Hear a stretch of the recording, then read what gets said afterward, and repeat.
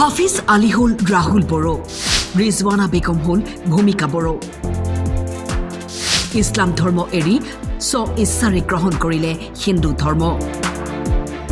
ক'লে হিন্দু ধৰ্ম মোৰ ভাল লাগে। হাফিজ আলীৰ পৰা ৰাহুল বড়ো হৈছোঁ, মোৰ ভাল লাগিছে, সেইকাৰণে মই ৰাহুল বড়ো হৈছোঁ। হিন্দু ধৰ্মটো মোৰ ভাল লাগে, ইছলাম ধৰ্মটো মোৰ ভাল নালাগে। হিন্দু ৰীতি নীতিৰে ধৰ্মান্তকৰণ দম্পতীৰ। সোণাপুৰ কষ্টলী অঞ্চলৰ খিলঞ্জীয়া মুছলমান পৰিয়ালটোৱে গ্ৰহণ কৰিলে হিন্দু ধৰ্ম। হৰে কৃষ্ণ মন্দিৰ প্ৰাংগণত মুণ্ডন কৰি প্ৰায়শ্চিত্ত কৰি হোম যজ্ঞৰে আয়তীৰ নাম প্ৰসংগৰে ধৰ্মান্তকৰণ কৰে। এতিয়া কি হ'ল? ভূমিকা বড়ো। কেইবাজনো বিশেষ অতিথিৰ উপস্থিতিত ডিমৰীয়াত বৈদিক ৰীতি নীতিৰে মুছলমান দম্পতীয়ে ধৰ্মান্তকৰণ কৰে। কচুতলীত যেতিয়া উচ্ছেদ অভিযান চলিছিল, তাৰপিছতে এবাৰ আমি পোনপ্ৰথমবাৰৰ বাবে তাত লক্ষী পূজা আয়োজনৰ সিদ্ধান্ত লৈছিলোঁ। লক্ষী পূজা যেতিয়া চলি আছিল সেই সময়তে এই পৰিয়ালটো আমাৰ ওচৰ চাপিছিল। তেওঁলোকে হিন্দু ধৰ্মৰ প্ৰতি আকৰ্ষিত হৈছিল আৰু তেওঁলোকে হিন্দু ধৰ্মলৈ ধৰ্মান্তৰিত হ'বলৈ আগ্ৰহ প্ৰকাশ কৰিছিল।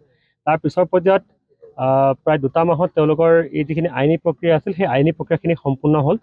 বিশ্ব হিন্দু পৰিষদৰ ডিমৰীয়া প্ৰখণ্ড বজৰং দল আৰু আমাৰ ৰাষ্ট্ৰীয় স্বয়ংসেৱক সংঘৰ ডিমৰীয়াৰ যিখিনি কৰ্মকৰ্তা আছে, তেওঁলোকে এই আইনী প্ৰক্ৰিয়াখিনি সম্পূৰ্ণ কৰিলে। আৰু তাৰপিছত আজি আনুষ্ঠানিকভাৱে তেওঁলোকে বৈদিক পৰম্পৰা অনুসৰি বৈদিক ৰীতি নীতিৰে তেওঁলোকক আজি নদীৰ পাৰত, দীঘা নদীৰ পাৰত প্ৰক্ৰিয়া সম্পূৰ্ণ হ'ল। এতিয়া যিটো প্ৰায়শ্চিত্তৰ কামখিনি ব্ৰাহ্মণৰ দ্বাৰা সম্পন্ন হৈ আছে আৰু কিছু সময়ৰ পিছতে এই গোটেই প্ৰক্ৰিয়া যিখিনি বাকী আছে, যিখিনি আমাৰ হোম যজ্ঞ আৰু মন্দিৰৰ যিখিনি প্ৰক্ৰিয়া, সেই প্ৰক্ৰিয়াখিনি কৰাৰ পিছতে তেওঁলোকে আনুষ্ঠানিকভাৱে হিন্দু ধৰ্মলৈ ধৰ্মান্তৰিত হ'ব। যি হাফিজ আলী, কষ্টলী যিজন ল'ৰা হাফিজ আলী, তেখেতে আইনী প্ৰক্ৰিয়াৰে হিন্দু সনাতনী হিন্দু সংস্কৃতিলৈ তেওঁ প্ৰত্যাৱৰ্তন হৈছে। আমি তেখেতক কোনো জবৰদস্তি কৰা নাই বা কোনো কৰা নাছিলোঁ। আইনী প্ৰক্ৰিয়াৰে এফিডেভিট কৰি আজি আমাৰ যি সনাতনী প্ৰক্ৰিয়া আছে আমাৰ হোম যজ্ঞৰে, সেই প্ৰক্ৰিয়াখিনি আমাৰ চলি আছে।